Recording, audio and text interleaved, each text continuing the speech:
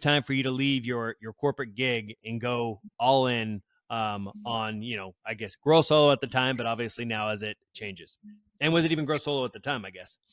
Yeah, it was grow solo. So I was working for a company at the time, content agency that did cannabis SEO. It was an awesome job. I was in the sales of the company, and that quarter I did like 160% of quota. And I still remember the first time like I made a 5-figure commission slip, and like a year before I was making like I don't know like close to like $2,000 a month or something. So like my head like exploded. I was like, this is crazy. But then I also saw the upside that I was able to get the company, which was like close to like $250,000. So in that moment, I was already doing my stuff on the side with like working with like one CEO. I just thought like, well, if you could get that money for somebody else, like why couldn't you do it for yourself? And Right.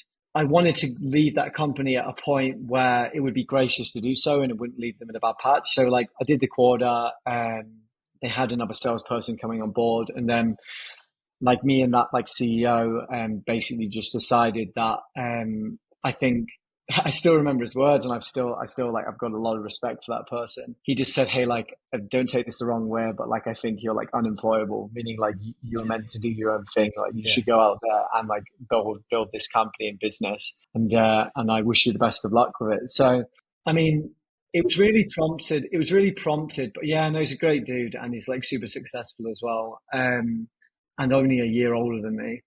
So like, I mean, in the run up to that conversation, I had a sales coach at the time called Justin Michael. I don't know if either of you are familiar with this guy. Like he's multi-million-pound like sales coach.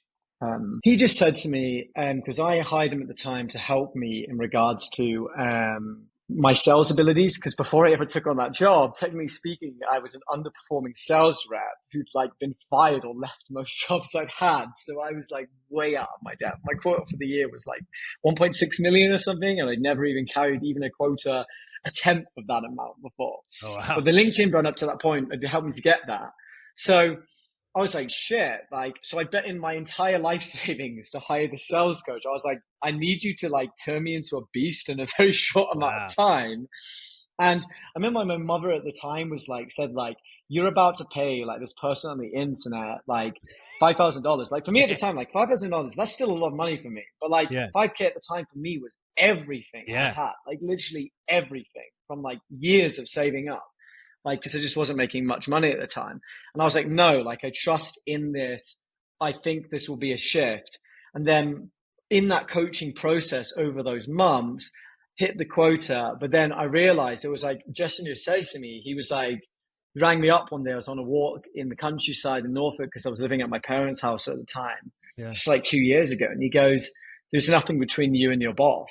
Like in that sense, like he's just the guy that bet on himself. He's further ahead in the journey than you, but there's nothing that person has that you don't have internally in you. It's Great like point. Yeah. the day you realize like the good things that people say about you and you actually believe that shit. So you believe that.